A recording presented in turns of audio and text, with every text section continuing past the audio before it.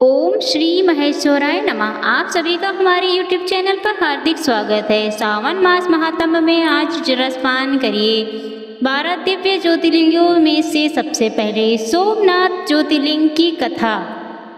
स्वयं शिव शंकर के हमारे देश में 12 पवित्र ज्योतिर्लिंग स्थापित हैं। इन्हें प्रकाश लिंग भी कहा जाता है और इसमें से सबसे पहला ज्योतिर्लिंग गुजरात के काठियावाड़ में स्थित है, जिसका नाम सोमनाथ ज्योतिर्लिंग है और इसे इस पृथ्वी का सबसे पहला ज्योतिर्लिंग भी माना गया है। शिव पुराण के अनुसार जब प्रजापति दक्ष ने चंद्रमा को क्षय रोग से ग्रस्त होने का श्राप दिया था, तब चंद्रमा ने इसी स्थान पर आकर तप किया था, जिससे चंद्रमा को इस श्राप से मुक्ति मिली थी और उन्हें अपना दिव्य रूप फिर से प्राप्त हुआ था। यहाँ के ज्योतिर्लिंग की कथा का पुराणों में भी वर्णन किया गया है, जिसके बारे में आइए अब जानते हैं। शिव पुराण की कथा के अनुसार प्राचीन काल में राजा दक्ष ने अश्विनी समेत अपनी 27 कन्याओं का विवाह चंद्रमा से किया था।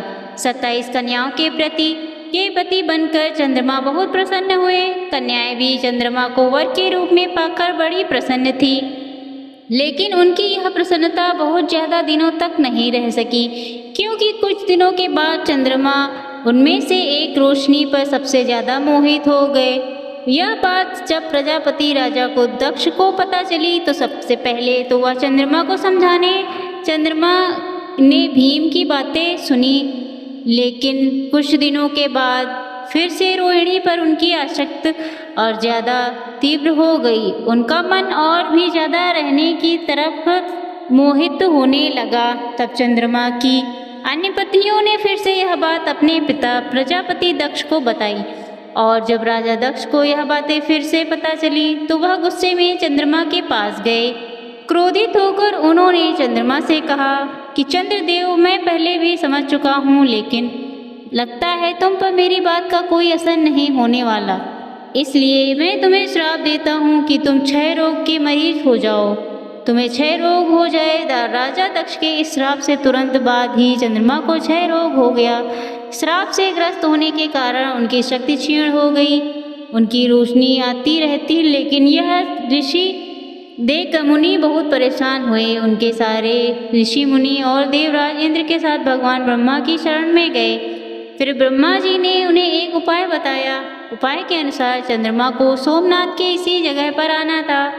भगवान शिव की तपस्या करनी थी। कठिन तपस्या के बाद ब्रह्मा जी के अनुसार भगवान शिव प्रकट होते और वह प्रजापति दक्ष के इस श्राप से ही चंद्रमा को मुक्ति दिला सकते थे। तब श्री ब्रह्मा जी के अनुसार उनकी बातें मानकर चंद्रमा इस प्रकार आए। भगवान वृषभध्वज का मृत्युंजय मंत्र से उन्होंने पूजन किया। फिर 6 महीने तक भगवान शिव की कठोर तपस्या करते रहे। इतनी तपस्या की थी, उन्हें अपनी सुध भी नहीं रही। चंद्रमा की कठोर तपस्या देखकर भोलेनाथ बहुत प्रसन्न हुए, क्योंकि भोलेनाथ बहुत दयालु हैं। उनकी पूजा, उनकी तपस्या कोई भी करे वह सब पर बराबर प्रसन्न होते हैं, चाहे वह असुर हो या देवताओं में से साधारण मनुष्य। अब सबकी पुकार वह सुनकर मनवांछित फल प्रदान करते हैं। ठीक उसी प्रकार से चंद्रमा की तपस्या को देखकर भगवान शिव ने उनके सामने प्रकट होकर उनसे मनवांछित वर मांगने के लिए कहा। चंद्रमा ने उन्हें सामने देखा तो प्रणाम करते हुए कहा कि हे भगवान, अगर आप प्रसन्न हैं तो मुझे इस रोग से मुक्ति दें और मेरे सारे अपराधों को क्षमा कर दें। भोलेनाथ कहने लगे कि हे चंद्रदेव, तुमने जितनी भी साथ दिया है वो कोई भी साधारण व्यक्ति नहीं, लेकिन मैं फिर भी तुम्हारे लिए कुछ न कुछ उपाय करूँगा। इसके बाद भोलेनाथ ने चंद्रमा के साथ जो कुछ किया उसे देखकर चंद्रमा ना तो ज़्यादा खुश हो सके और ना ही उदास रह सके। लेकिन भोलेनाथ आखिर ऐसा क्या किया? दरअसल चंद्रमा की तपस्या से भोलेनाथ बहुत प्रसन्न थे, उन्हें वर भी देना चाहते थे, लेकिन संकट देखिए कि उन्होंने चंद्रमा को श्राप दिया है, यह भी कोई साधारण नहीं। अब असमंजस ऐसा था कि जिससे भोलेनाथ भी संकट में पड़ गए। जिन्होंने चंद्रमा को श्राप दिया था वह भी पूछ लेना आपके ससुर थे।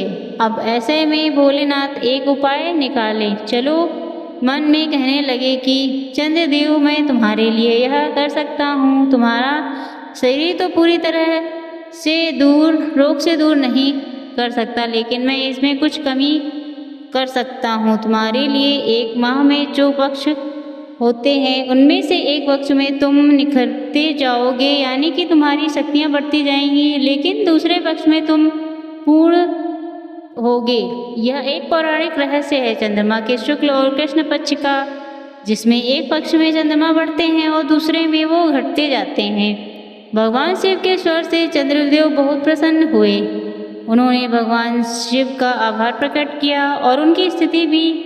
इस जगह पर भगवान शिव ने चंद्रदेव को आशीर्वाद प्रदान कर उनका स्वरूप कम किया, उनके शहरों का उपाय बताया तथा उसी जगह पर चंद्रदेव ने भगवान की स्तुति की। फिर इसी जगह पर भगवान शिव निराकार से साकार हो गए और साकार होते ही देवताओं ने उन्हें यहाँ सोमेश्वर भगवान के रूप में प्रकट हुआ मान लिया। यहाँ से भगवान शिव तीनों लोगों की तुमनाथ के रूप में विख्यात हो गए। जब भोलेनाथ सोमनाथ के रूप में यहाँ स्थापित हो गए तो देवताओं ने उनकी पूजा की। चंद्रमा को भी नमस्कार किया, क्योंकि चंद्रमा के कारण ही भगवान शिव का यह स्वरूप इस जगह पर उपस्थित हुआ। गुजरात की इस समय जगह की पवित्रता बताई गई। शिव पुराण में ऐसा वर्णन भी मिलता है कि जब भगवान शिव सोमनाथ के रूप में यहाँ निवास करने लगे तो देवताओं ने एक कुंड की भी स्थापना की। उस कुंड का नाम रखा गया सोमनाथ कुंड। कहते हैं कि कुंड में भगवान शिव और ब्रह्मा जी का साक्षात वास है, इसलिए जो कोई भी उस कुंड में स्नान करता है उसके सारे पाप धुल जाते हैं और उसे हर तरह के रोगों से भी मुक्ति मिल जाती है। असाध्य से असाध्य रोग भी कुंड में स्नान करने के बाद समाप्त हो जाता है, लेकिन एक विधि है जिससे मानना पड़ता है। अगर कोई व्यक्ति क्षय रोग रघु दीक्षित हो तो उस कुंड में लगातार 6 माह तक स्नान करना होगा। यह तो महिमा सोमनाथ ज्योतिर्लिंग की कहते हैं कि इस तीर्थ पर आकर आपके मन में जो कुछ इच्छा हो वह भी मुराद हो वह जरूर पूरी होती है। अगर आपने भगवान शिव के 12 ज्योतिर्लिंगों में से एक सोमनाथ ज्योतिर्लिंग के दर्शन कर लिए तो मानो अपने जीवन में सब कुछ प्राप्त कर लिया। अगर किसी प्रकार आपको साक्षात दर्शन करना संभव न हो पाए तो आप सोमनाथ ज्योतिर्लिंग की इस दिव्य कथा का पाठ करके मानसिक रूप से ही सोमनाथ ज्योतिर्लिंग का ध्यान सावन के महीने में जरूर किया करें। भोलेनाथ अवश्य प्रसन्न होंगे। यह थी सावन मास का आविष्कार तथा अगले अध्याय में आप